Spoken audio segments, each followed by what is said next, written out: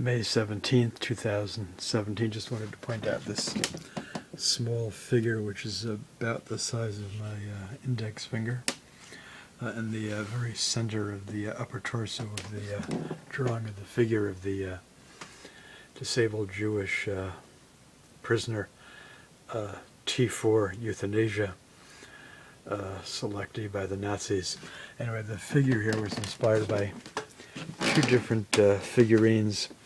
This is from a set of plates I bought at Yad Vashem on one of my teaching visits to a Yad Vashem in Jerusalem. It's from it's a whole bunch of plates of toys made by inmates, prisoners in either the concentration camps or the death camps.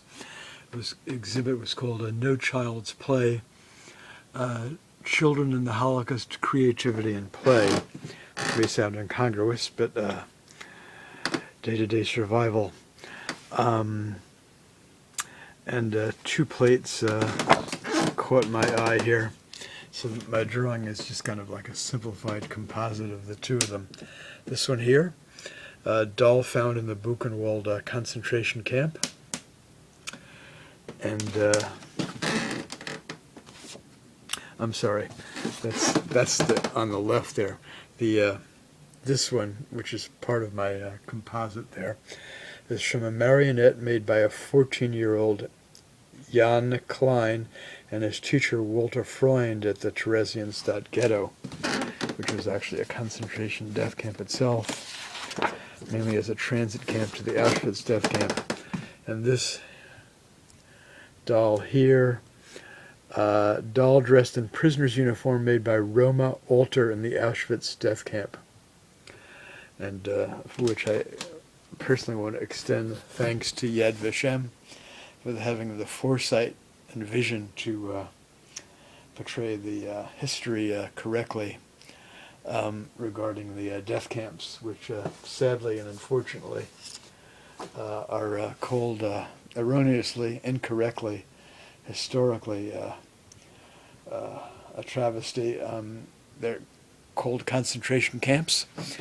In the New York Times, in numerous articles in recent years, the death camps like Auschwitz, Belzec, Chelmno, Majdanek, Sobibor, Treblinka have been referred to, called concentration camps. They were not concentration camps, they were death camps, and or you could call them extermination or mass murder camps.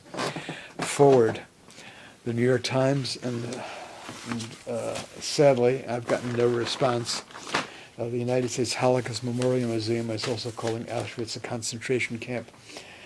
The sole beneficiary of calling the death camps concentration camps is actually the burgeoning number of Holocaust denial groups and their burgeoning number of websites on the internet which like to claim perversely and obscenely that that there were no gassings at the death camps, and they enjoy the fact that the prison camps where mainland Japanese Americans were interned during World War II by the United States are referred to as concentration camps, and at least one Wikipedia page I've looked at, a recent series on those prison camps. I was on a Seattle television station this past winter by a journalist in which she also called them concentration camps. Nonetheless, there were no gassings, shootings, hangings, beatings, forced starvation, mass murder, and diabolical medical experiments at those camps in the United States. And we know those camps were wrong and they were a human rights violation, but they were not mass murder camps. This past Saturday, I was very pleased to see an article in the New York Times about Elie Wiesel's only son, and the article very early on, let me see if I can find it here. Yeah. The International March of the Living is an annual event drawing thousands of people who walked the 2 miles from the cramped former site of Auschwitz I, the German Nazi concentration camp, to the more sprawling Auschwitz II, a concentration and extermination camp in the suburb of Birkenau. Aside from the fact I've never heard Birkenau ever described as a suburb, the writer Rick Lyman's description of Auschwitz as a concentration camp is completely wrong, historically incorrect, and again, the sole beneficiary of that description of Auschwitz are professional haters and bigots of Jewish people and their Holocaust denial organization groups and a proliferating number of websites. Auschwitz was a mass murder, extermination, death camp. And thank you, Yad Vashem, for getting this history correct in your publications. The concentration camps themselves were, I like to hyphenate it and state they were concentration death camps. And the ghettos were also death camps. And the Warsaw Ghetto alone, I think it was 100,000 inmates died of forced starvation the first year. And in 1942, the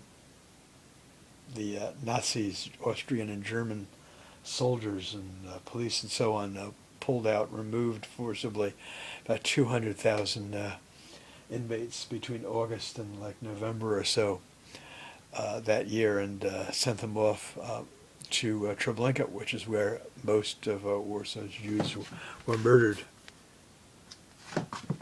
Anyway, that's it.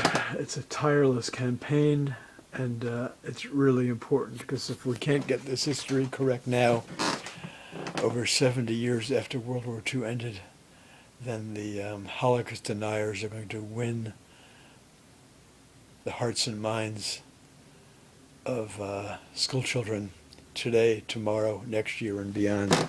And that should not happen.